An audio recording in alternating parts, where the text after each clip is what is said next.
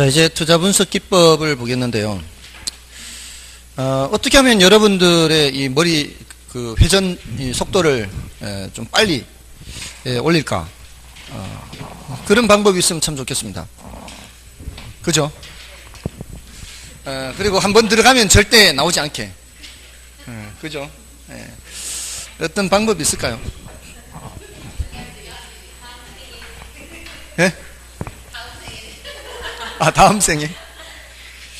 그런 방법이 있다면 얼마나 좋을까요? 지금 이제 투자 분석 기법을 들어가야 되는데, 지금 오늘 하고 있는 게 뭔가 하면 화폐 시간 가치 하고요. 화폐 시간 가치는 생각해야 되는 게 세 가지. 일시불이냐 아니냐. 그 다음은 목돈이냐 아니냐. 그 다음에 푼돈이냐 아니냐. 그죠? 일시불, 목돈, 푼돈이에요. 맨 위에 두 가지는 일시불, 중간에 두 가지는 목돈, 마지막은 푼돈이에요. 근데 제일 많이 사용하는 게 현재돈 쪼개는 거라 그랬죠. 그새 또 날아갔어요. 저당 상수, 저당 대출을 받을 때. 그러니까 자꾸 생각해야 돼, 자꾸. 제가 첫 시간에, 1월 첫 시간에도 그랬고요. 11월 달 첫 시간에도 그랬고, 복습하라 그랬죠.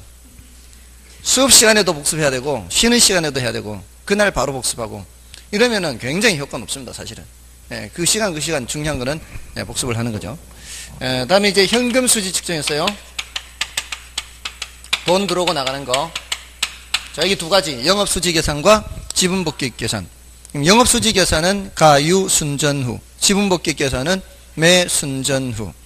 그래서 가유 순전 이 틀을 기억하는 게 더 중요해요.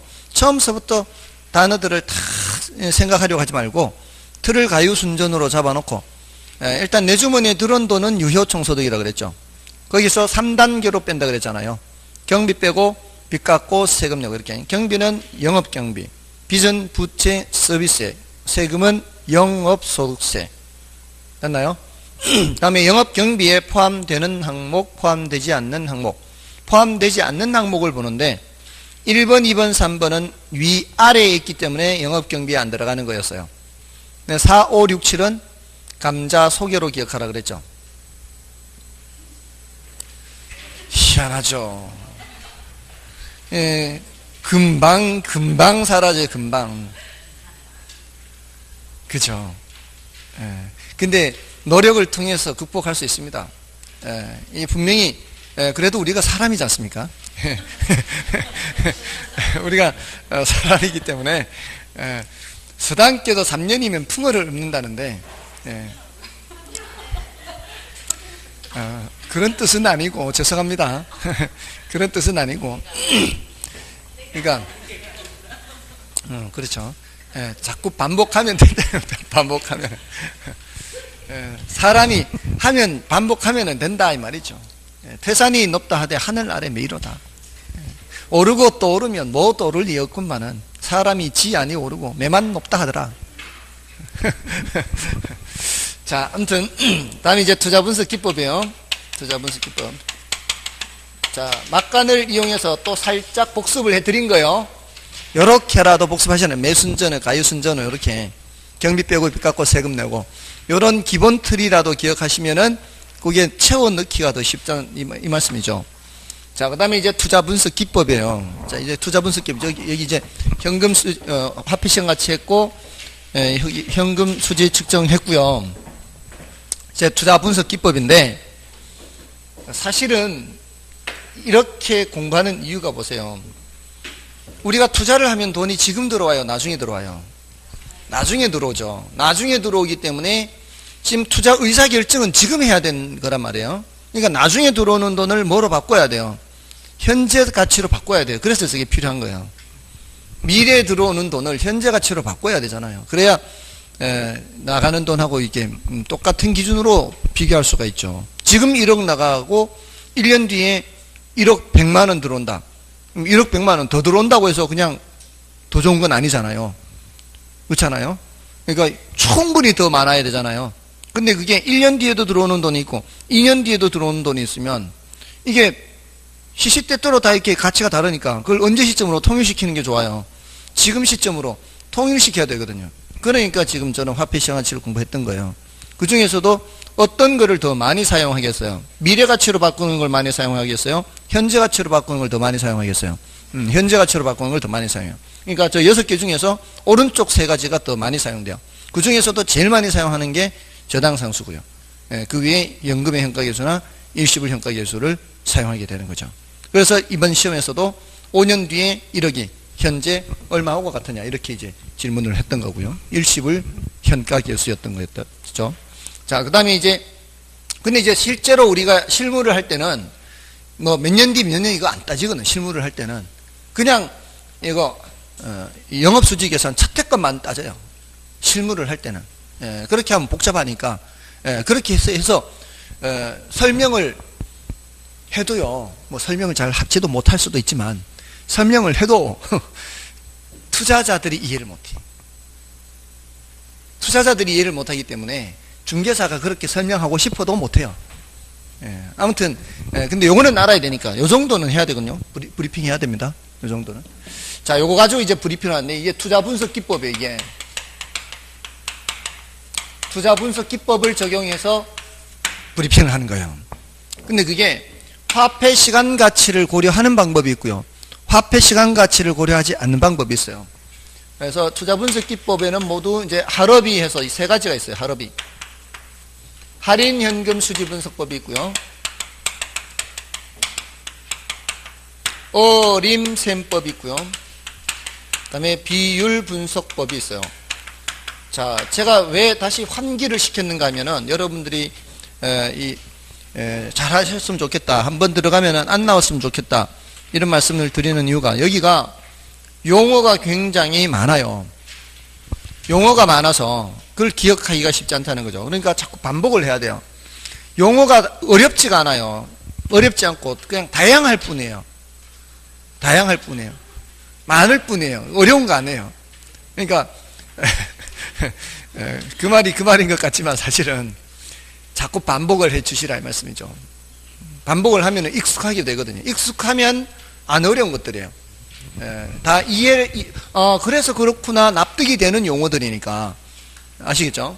근데 이게 시험에도 많이 나와요. 여기 해마다 3문제 나와요. 여기서만. 그러니까 지금 최근 한 5년간 문제를 살펴보지 않습니까? 최근 5년간 문제를 살펴보면은 여기에서 15문제예요. 계산 문제 포함해서. 계산 문제로도 나와요. 간단한 계산 문제도 있고 복잡한 계산 것도 있고. 복잡한 거는 그냥 패스하면 되니까. 아니 우리는 속 편해 그냥. 패스하세요 그냥. 그래도 제가 뭐라고 하지 않습니다. 다만 쉬운 계산은 아주 간단하거든요. 그래서 할인하죠. 할인. 화폐 시간 가치를 고려한다는 뜻이에요.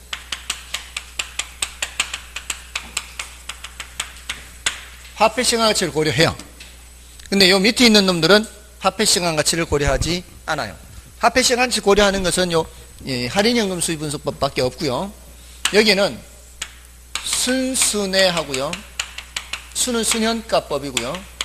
수는 수익성 지수법이고요. 내는 내부 수익률법 그래요. 여기에다가 연평균 수년가가 있고요. 그 다음에 현가 회수기간이 있어요. 현가란 단어가 들어가 있죠. 현가란 단어가 들어가 있어요. 할인하는 게 현재 가치로 바꾸는 거라고 그랬죠 아까. 그러니까 현가라는 단어 이게 할인이 된 상태란 얘기죠. 그리고 화폐시간 가치를 고려하는 거예요. 다 똑같은 의미예요 이게. 근데 요 2가지는 현가라는 단어가 없죠. 그러니까 따로 기억해야 돼요. 요 2개만 따로 기억해야 돼요. 그러니까 모두 5가지인데 그 중에서 요 2가지만 현가라는 단어가 없어요. 근데 현재 가치로 바꿔서 하는 거예요. 얘네들도 현재 가치로 바꾸는 거예요. 현재 가치로 바꿔요. 자, 근데 여러 가지 투자 분석 기법 중에서 오직 요 5개만 화폐 시간 가치를 고려해요. 여기 밑에 있는 거는 다시 세분된단 말이에요. 세분돼서 별의별 용어들이 다 나와도 화폐 시간 가치를 고려하지 않아요. 그러면 뭘 기억하는 게 좋다고요? 5가지. 현가 들어간 3가지와 수익성 지수와 내부 수익률. 요 5가지는 화폐 시간 가치를 고려하지 않는다. 왜 이렇게 강조를 하느냐? 무지무지 많이 묻거든요. 화폐 시행가치를 고려하는 방법이다, 고려하지 않는 방법이다를 굉장히 여러 번 물었어요. 자, 이건 좀 이따 다시 말씀을 드리고요. 어림셈법은 다시 승수법과 수익률법으로 나누어져요. 승수법과 수익률법. 자, 여기도 수익률이 있죠. 여기 내부 수익률 할 때도 수익률 있잖아요. 수익률 중에는 내부 수익률, 요것만 화폐 시간 가치를 고려하는 거예요. 내부 수익률. 물론 이제 요구 수익률도 있긴 한데, 이거는 주관적이어서 요구 수익률은 비교할 때 하는 건데, 요거는 여기에 있는 율자 들어간 거는 어림셈이에요, 어림셈. 그 다음에 이제 비율 분석법 있죠. 비율 분석법은 비대부채, 그래, 비대부채. 큰 부채, 뭐 이렇게 기억해도 되겠죠. 큰 부채, 대부채. 대는 끝말잇기 하세요, 끝말잇기. 끝말잇기. 대는 대부 비율을 말하는 거고요. 대부, 부는 부채 감당률을 말하는 거예요. 부채 감당률. 끝말잇기. 끝말잇기 하세요. 대는 대부 비율이고요. 부는 부채 감당률이고요. 채는 이제 따로 채무 불이행률 해요. 불이행률. 자, 요거를 의미를 좀 말씀을 드릴게요. 승수를 여기에서는 원래 이 한자의 의미는 곱할 승자거든요. 곱하기 가감승제 하죠. 가감승제.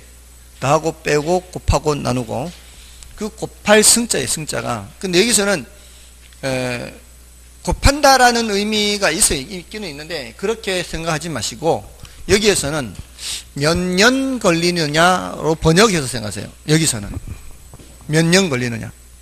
자, 우리가 지금 투자 분석 기법을 적용한다는 것은 이거 투자할 만하냐 그렇지 않느냐를 따지는 거죠. 그죠? 근데 이거 가지고 지금 따져야 되는 거잖아요. 들어오는 돈 가지고. 그럴 때 이걸 이제 적용하는 거거든요. 예, 들어오는 돈을 일일이 다 할인하는 거는 이쪽이에요. 그러려면은 얘는 앞으로 5년을 운영하면은 5번을 다 계산해야 돼요. 첫 해, 둘째, 셋째 다 계산하는 게 할인연금 수지분석법이요. 근데 어림셈법이나 비율분석법은 한 해, 첫 해만 계산한 첫 해. 그러니까 우리가 브리핑할 때는 이 방법을 안 하고요. 브리핑할 때는 이 방법을 하는 거예요. 이 방법. 이 중에서도 이 방법 쓰는 거예요. 부동산 투자 수익률이 몇 프로 된다 할 때는 요거 쓴 거예요. 요거. 됐나요? 예, 정확하게 하려면은 못해요. 첫 해, 둘째, 셋째, 넷째 다 어떻게 다 계산해요. 힘들죠. 그래서 그냥 첫 해만 하고 그냥 그게 어림셈이에요. 어림셈. 대략적으로 한 거예요. 자, 그럼 보세요. 자, 아까 이거 가능청소득 1억 했었어. 1억. 500만 원 곱하기 20칸에서 이러겠죠. 자, 근데 공시를 감안해서 따져봤더니만 9천만 원이에요. 자, 여기에 경비 떼고 계산해봤더니만 7천만 원 나와요. 자, 이거 원금이자 갚고 나니까 여기가 3천만 원 남아요. 요 세금 내고 나니까 2,500 남네요. 자, 이렇게 가유순전후가 남았어요. 가유순전후. 자, 요런 물건이 매물로 나왔다 이 말이에요. 자, 여러분들 이제 브리핑을 해야 돼요. 자, 요런 물건이 매물로 나왔는데 이게 10억에 나왔어요. 10억에. 10억에 나왔단 말이에요. 자, 그럼 어떻게 브리핑을 해야 될까요? 수익률법이나 승수법으로 브리핑할 때는 수익률법으로 할 때는 10억이 1억을 버네요. 이렇게 해야 돼요. 대략적으로. 뭐를 아직 고려 안 했지만 공실이나 경비 같은 거 고려 안 했지만 10억이 1억 버네요. 그럼 몇 프로? 10%. 그게 이제 수익률법으로 가는 거예요. 수익률법으로. 수익률법은 이제 몇 프로의 수익률이 난다. 이런 관점에서 보는 거예요. 어림 잡아서. 근데 승수법은 역수예요. 역수. 반대로. 1억씩 매년 벌면 이건 이제 첫 해만 계산했지만 앞으로도 계속 얼마씩 발생한다라고 가정하는 거예요. 계속 1억씩 들어온다고 가정하는 거예요. 그러니까 어림셈이에요. 자, 1억씩 돈이 들어오면 투자된 10억을 회수하는데 몇 년 걸릴까요? 하는 게 무슨 법? 승수법이에요. 승수법. 됐나요? 자, 그런데 이 1억은 총소득이잖아요. 가능 총소득. 가능 총소득으로 걸리는 시간하고 유효 총소득으로 걸리는 시간하고 순영업소득으로 걸리는 시간이 다 다르겠죠.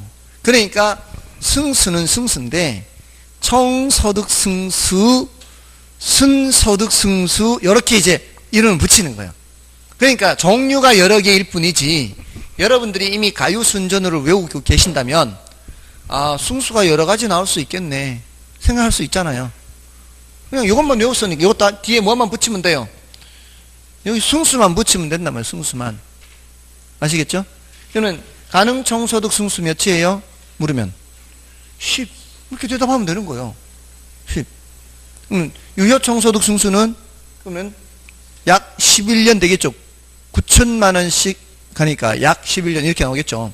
문제를 낼 때는 딱 떨어지게 내거나 아니면은 근사치로 이제 소수점은 지우고 대답하게 하거나 이렇게 해요.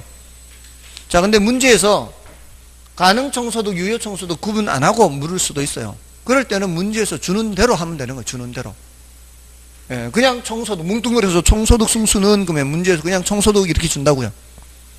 됐나요? 문제에서 이걸 구별을 안 할 때는 나도 구별 안 하면 되는 거고, 구별해서 물으면 구별해서 대답하면 되는 거고. 됐습니까? 그럼 요거는 뭐라고 물어요? 순소득 승수, 줄여서. 순소득 승수는 묻겠죠? 맞나요? 그러면 약 14년, 이렇게 하면 14년.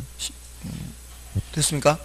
자, 근데 지금 이게 부채 서비스액이 이렇게 된다는 건 이 사람이 지금 브리핑을 할 때 벌써 뭐를 전제로 해서 브리핑을 하고 있는가 하면 이 10억이 다 투자자 돈이 아니라는 걸 전제로 해서 분석하고 있는 거예요. 원금이자를 지금 이렇게 갚는다는 거는 이 10억이 다 투자자 돈이 아니고 은행 돈을 빌려서 투자하는 걸 전제로 계산을 한 거라고요. 이 10억이 4억은 자기 자본, 6억은 타인 자본, 자기 자본, 타인 자본 이런 식으로 남의 돈을 빌려서 투자하는 걸 전제로 해서 지금 요거 된 거라고요. 만약에 이거 10억 전부 다 내 돈이라면 어떻게 해야 돼요? 요 값이 요 값하고 어때야 돼요? 같아야 돼요. 그러니까 순영업소득과 세전현금수지는 같을 수도 있다 이 말이에요. 보통은 더 적겠지만. 됐나요? 자, 그러면 이걸 보고 벌써 아, 이거 남의 돈 섞여 있네 이렇게 보는 거죠. 자, 그러면은 3천만 원으로는 몇 년 걸릴까요? 이렇게도 묻는다고요. 그 뭐예요? 세전현금수지 승수는 이렇게 묻는단 말이에요. 그럼 뭐라고 대답해야 돼요? 33년 이러면은 내 살아생전에 회수가 안 된다고요. 내 살아생전 회수 안 돼요. 33년 하면 이제 어떻게 해야 될까요? 잘못 계산했다 이 말이에요. 이 3천만 원으로는 10억을 회수하면 안 된다고요. 3천만 원으로는 이 4억을 회수해야 된다고. 4억. 뭔 뜻인지 아시겠어요? 왜요? 남의 돈 빌린 데 대한 대가를 줬잖아요. 남의 돈 빌린 데 대한 대가를 부채 서비스 갚았잖아요. 그러니까 요거는 순수히 나한테 떨어진 거 아니에요. 그러니까 요거는 요 4억을 회수하면 된단 말이에요. 은행한테 줄 건 다 줬으니까. 됐나요? 그래서 약 13년 이렇게 해야 돼요. 근데 문제에서는 그렇게 안 나오고요. 세전현금 수지 승수는 세전현금 수지에 대한 총투자액의 비율을 말한다. 요렇게 틀린 지문으로 만든다고요. 말로 나온다고. 말로. 뭔지 아시겠죠? 여기서는 숫자로 하는 게 오히려 더 쉬워요. 어쩌면은 3억으로 10억 구한다 이렇게 하면 이제 안 되잖아요. 3천만 원으로 10억 회수하는 게 아니라 3천만 원으로 4억 회수하는데 문제에서 낼 때는 세전현금 수지 승수란 세전현금 수지에 대한 총투자액의 비율을 하면 틀렸고 세전현금 수지에 대한 자기자본 투자액의 비율 이렇게 해야 맞다 이 말이에요. 그걸 말로 표현된 것을 OX를 찾아야 된다고요. 됐습니까? 자, 그럼 이제 그 찾을 때 팁이 뭐냐? 포인트가 요 놈들은, 여기까지 놈들은 총소득이나 순영업소득은 총투자액을 비교해야 돼요. 근데 요 세전현금수지나 세후현금수지는 지분투자액 또는 자기자본투자액을 비교해야 된다고요. 됐나요? 자, 그래서 모두 4가지 승수를 얘기합니다. 보통 총소득승수예요. 그냥 가능이든 유효이든 총소득승수, 또 순소득승수, 세전현금수지승수, 세후현금수지승수, 이렇게 얘기를 해요. 됐습니까? 자, 그럼 의미 됐겠죠? 자, 여기 승수만 봐도 이제 뭐가 생각나도록 하면 돼요? 아, 소득의 종류에 따라 승수의 종류가 여러 가지 있구나 생각하시면 되겠죠? 근데 앞에 2개, 총소득 승수와 순소득 승수는 무슨 투자액을 비교해야 돼요? 총투자액을 비교해야 되고, 세전현금 수지 승수와 세후현금 수지 승수는 지분 투자액을 비교해야 돼요. 그걸 이제 문장 속에서 찾아내는 거죠. 세전 또는 세후라는 말이 나왔는데 뒤에 총투자액이 나왔다? 그럼 무조건 틀린 거예요. 아시겠죠? 근데 또 총소득 또는 순영업소득 이런 말이 나왔는데 지분 투자액 나왔다? 무조건 틀린 거예요. 짝이 될 수가 없어요. 절대로. 짝짓기를 잘해야 돼요. 아시겠죠? 자, 그러면 그거는 쉬워요. 승수법은 쉬워요. 뭐를 외우고 있다면, 가유 순전을 외우고 있다면은 총소득 승수, 순소득 승수, 세전 승수, 세후 승수 하면 되니까. 근데 수익률법이 용어가 이게 총소득 수익률, 순소득 수익률, 세전 수익률, 세후 수익률 하면은 너무 좋잖아요. 근데 그렇게 이름을 안 붙였다고요. 총소득 수익률, 순소득 수익률, 세전 수익률, 세후 수익률 너무 쉽죠? 그렇게 하면 맞잖아요. 이게 이 학자들도 지네들이 붙이기가 부르기가 쉬워야 될까 이름이. 지들도 헷갈리면 안 되니까. 근데 총소득 수익률, 순소득 수익률, 세전 수익률, 세후 수익률 중에서 뒤에 2가지는 세전 수익률, 세후 수익률을 해요. 근데 앞에 2가지는 그렇게 얘기 안 하고 총소득 승수의 역수를 총자산 회전율이라 그래요. 총자산 회전율. 그래서 이걸 따로 이제 좀 기억을 해야 되는 거예요. 총자산 회전율. 여기 뭐라고요? 총자산 회전율. 그 다음에 2번째는 종합환원율이라 그래요. 그러니까 이걸 따로 기억해야 돼요. 그렇지만 우리는 어느 정도는 이걸 감을 잡을 수 있는 게 총이란 단어가 있고 종합이란 단어가 있죠. 얘네들은 모두 다 총투자액하고 비교하기 때문에 그래요. 총투자액. 앞에 2가지는 총투자하고 비교한다 그랬잖아요. 여기 앞에 총소득 승수, 순소득 승수 전부 다 총투자하고 비교한다 그랬어요. 세전현금수지 승수, 세후현금수지 승수는 지분투자하고 비교한다 그랬어요. 이거는 지분투자액. 요놈들은 총투자액. 그럼 요놈들도 뭔 투자액하고 비교하는 거예요? 총투자액하고 비교해야 돼요. 그럼 요 뒤에 세전 수익률, 세후 수익률 해요. 이거는 수익률 하는데 얘네는 무슨 투자액? 지분 투자액하고 비교하는 거예요. 근데 애석하게도 세전 수익률이라는 말을 쓰기는 쓰는데 우리 시험에서도 한 번도 이렇게 나온 적 없어요. 시험에서는 오히려 지분 배당률로 넣었어. 지분 배당. 그래서 이걸 지금 요놈들은 따로 기억해야 돼요. 종합환원율하고, 자, 여기 종합환원율하고, 이 지분 배당률은 따로 기억해야 돼요. 이렇게 2가지는 됐습니까? 자, 이제 다시 한번 볼게요. 화폐 시간 가치를 고려하느냐 고려하지 않느냐. 투자분석기법에 할업이 했죠. 할인연금 수지분석법에 5가지 화폐 시간 가치 고려하는 거요. 그 중에 2가지는 현가란 단어가 없어요. 3가지는 현가가 있어요. 2가지 현가 없는 거 수익성 지수와 내부 수익률을 따로 기억해야 되고요. 자, 다음에 이제 어림셈법을 하고 있는데 어림셈법이 우리가 가장 많이 사용하는 거예요. 브리핑할 때는 어림셈법으로 해야 돼요. 하는데 그 중에 수익률법을 해요. 어림셈법의 수익률법. 예, 그리고 승수법은 그 반대인데 몇 년 걸리느냐 이렇게 생각하시라 그랬어요. 승수법은 어떻게 생각해야 된다고요? 몇 년 걸리느냐. 그럼 순소득 승수하면은 순소득으로 몇 년 걸리느냐. 총소득 승수하면은 총소득으로 몇 년 걸리냐. 누가 시간이 더 많이 걸릴까요? 총소득 승수와 순소득 승수 중에 순소득 승수로 더 많이 걸리겠죠. 숫자가 더 적어지니까. 그것도 묻는다고요. 그것도. 순소득 승수가 더 클까요?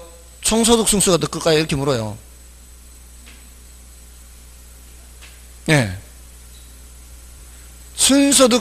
순소득으로 더 시간이 걸려요? 총소득으로 더 걸려요? 이렇게 바꿔서 생각해야 된다고요.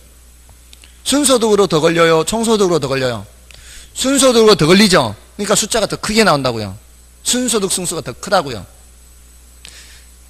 그러면 세전현금 수지 승수가 더 커요? 세후현금 수지 승수가 더 커요? 눈 뜨시고요. 세후현금 수지 승수가 더 크다고요.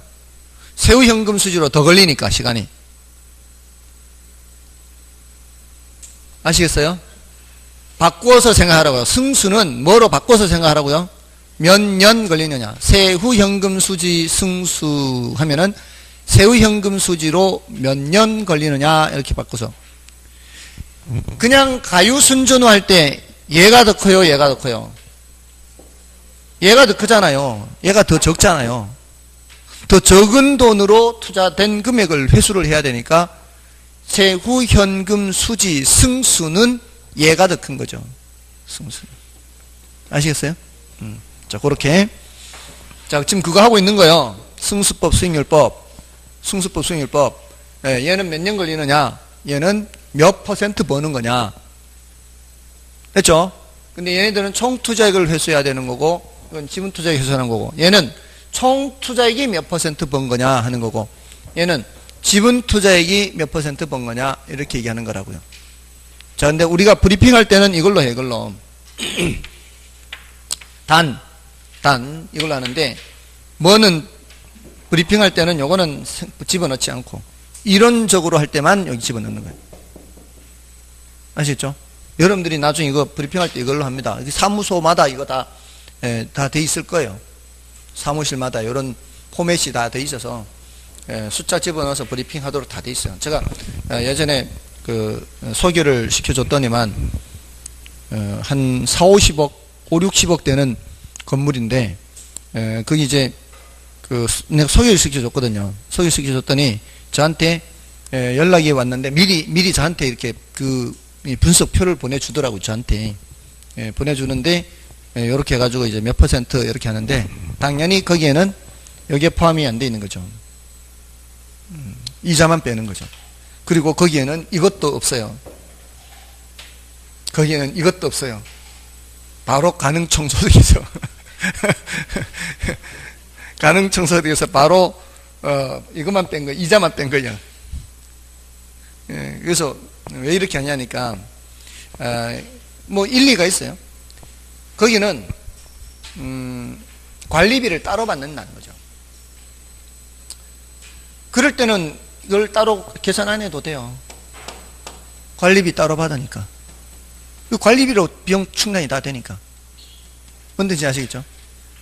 그러니까 받는 임대료, 월 임대료 말고 관리비 이런 것들을 다 그 임차인이 다 따로 지불을 하니까 그때는 따로 생각을 안 해도 되죠. 아시겠죠? 그러니까 실무에서 하는 게 조금 다른 거죠.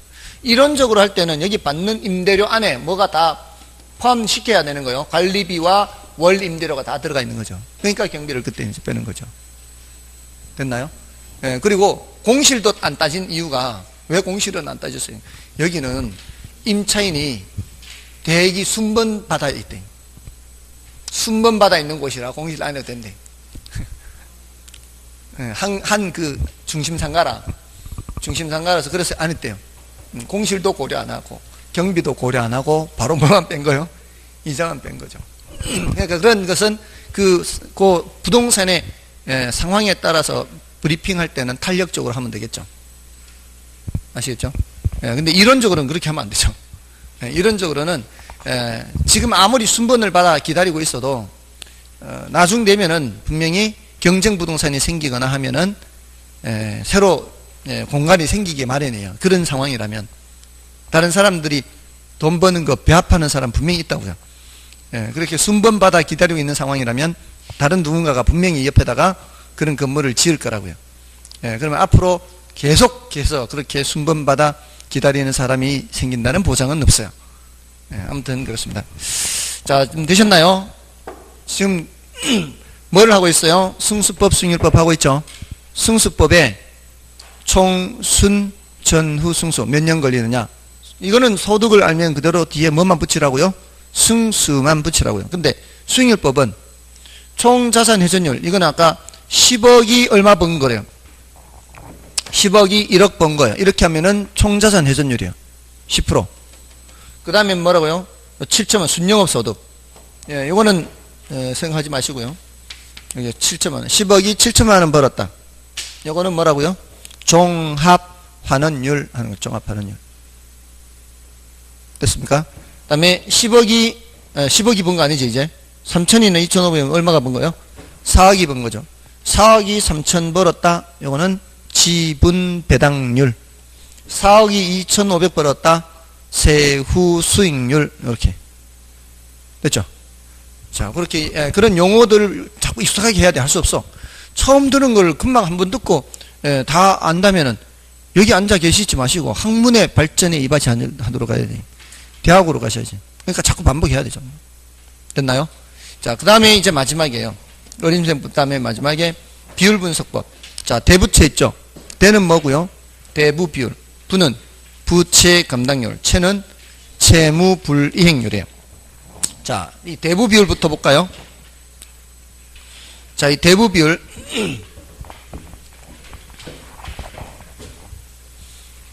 대부 비율은, 아이고, 저 왼쪽에 또 지었네.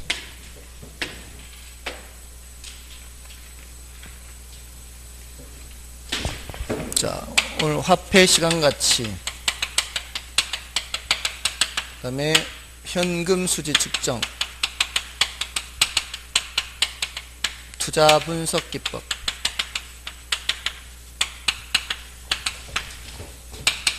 대부 비율은 남의 거 비율이다 라고 생각하세요. 남의 거 비율. 대부 비율은 남의 거 비율. 자, 조금 전에 여기 씌웠는데요, 제가 10억짜리 부동산이 내 돈은 4억, 남의 돈은 6억이라 그랬죠. 타인 자본, 자기 자본. 자, 왼쪽에다가 타인 자본을 써야 되는데, 지난번에도 왼쪽을 타인 자본 썼죠. 지렛대 효과 할 때 총 투자액은 얼마? 10억. 그걸 둘로 나눠서 남의 거, 내 거 이렇게 했잖아요. 타인 자본 6억, 자기 자본 4억. 자, 남의 끼의 몇 프로? 10억에서 남의 거 비율이에요. 그죠? 남의 거 비율. 이게 대부 비율이에요. 남의 거 비율이 뭐라고요? 대부 비율. 그러니까 총 투자액분의 부동산 가치하고 똑같아요. 부동산 가치는 총 투자액과 같아요.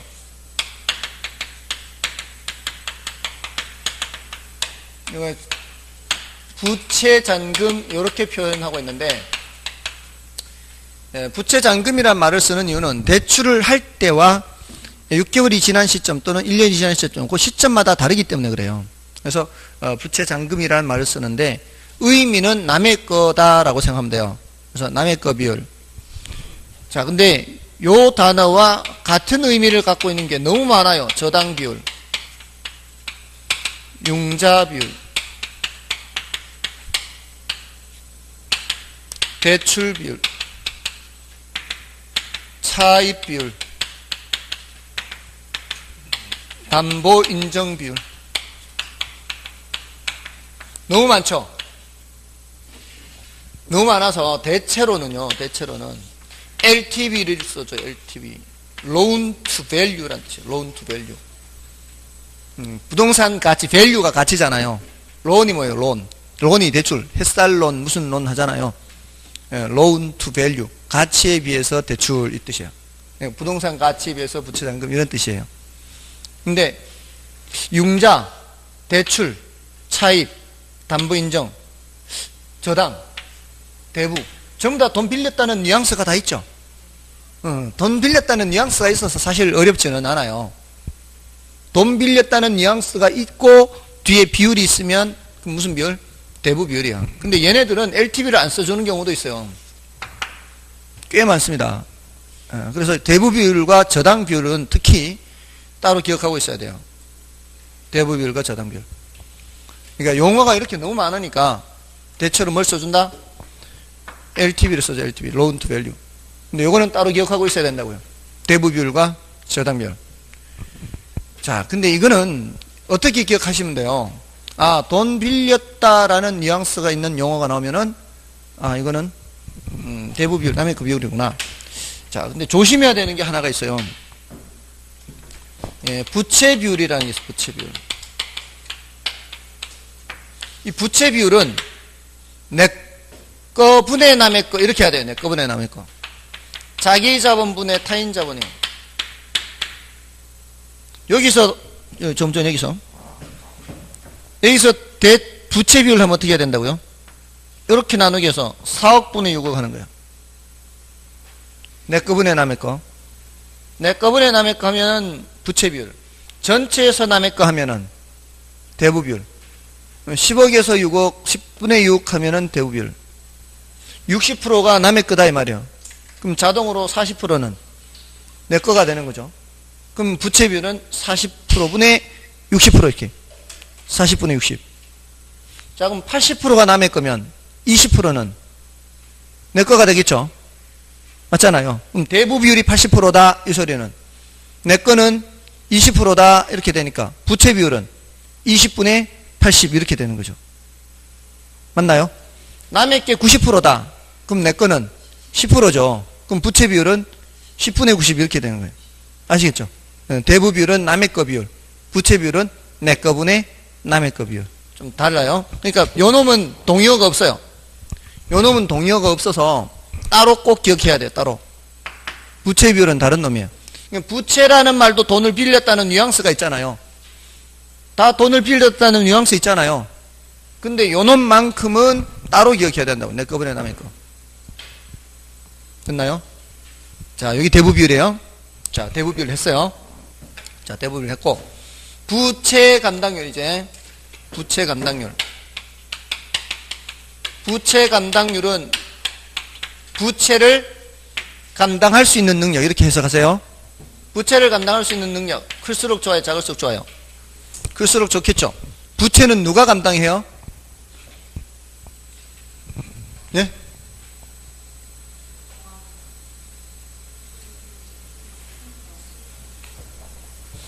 부채는 순영업 소득이 감당한다고요.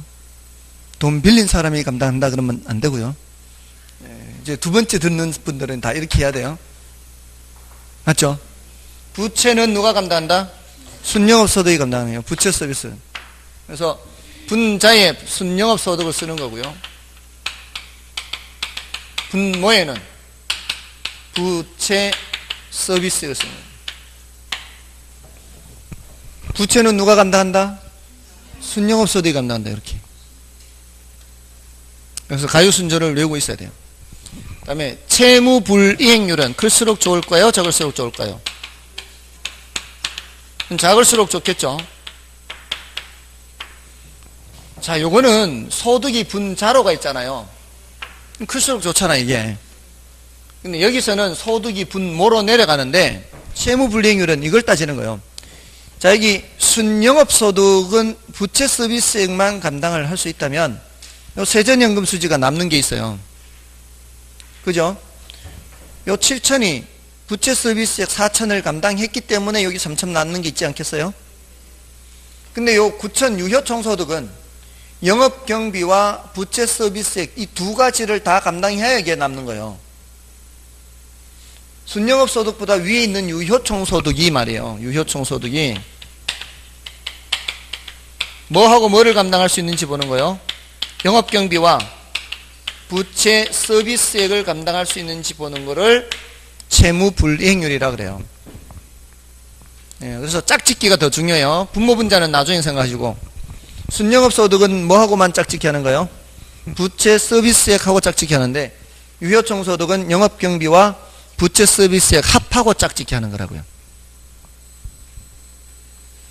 됐나요? 얘는 어디 다 감당해야 돼요. 영업경비와 부채 서비스를 다 감당해야 된다고요. 이 9천만 원이 영업경비 여기 지금 2천이잖아요. 영업경비 2천, 그다음에 여기 부채 서비스액 4천 합해서 6천을 감당을 하니까 9천에서 3천 낳는 거 아니에요. 그렇게 보는 거라고요. 됐습니까? 자, 그럼 봐요. 할업이 있죠. 할업이. 할인연금 수지분석과 화폐시장 같이 고려하는 것 5개가 있고요. 좀 더 해야 돼요. 좀 더 해야 돼. 순순회하고 현가 있잖아요. 순순회하고 현가.